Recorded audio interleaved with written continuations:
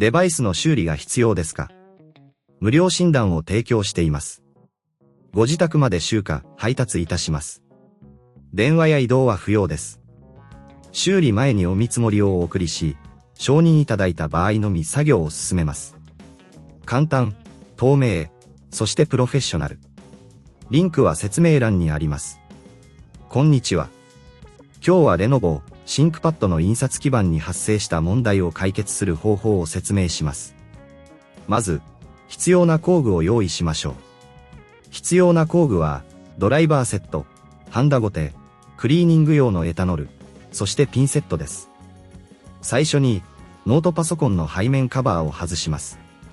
ここで、ドライバーを使って、すべてのネジを慎重に外してください。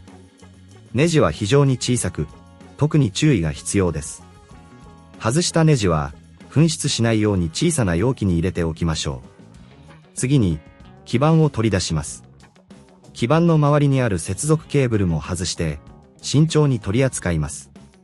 この時、基板が傷つかないように注意してください。基板を取り出したら、内部のクリーニングを行います。エタノールを少し含ませた布で、基板を優しく拭いてください。汚れやホコリを取り除くことで、接続不良を防げます。もしも基板にひびや欠損が見つかった場合、ハンダ付け作業を行います。ハンダゴテを使用して、必要な箇所に新しいハンダを追加します。この時、温度に注意し、基板を焦がさないようにしましょう。また、これが難しいと思われる場合は、ご自宅での集荷と配達サービスを提供していることを覚えておいてください。私たちの専門家が、ノートパソコンを安全に修理するためにお手伝いします。さらに、義務のない専門診断も行っていますので、ぜひご利用ください。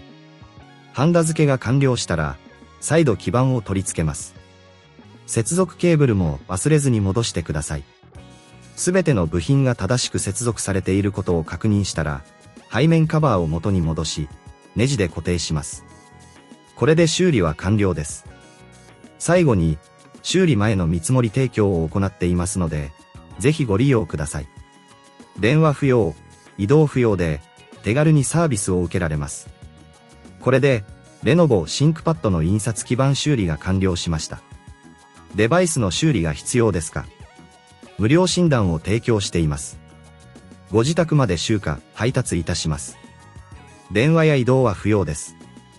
修理前にお見積もりをお送りし、承認いただいた場合のみ作業を進めます。簡単、透明、そしてプロフェッショナル。リンクは説明欄にあります。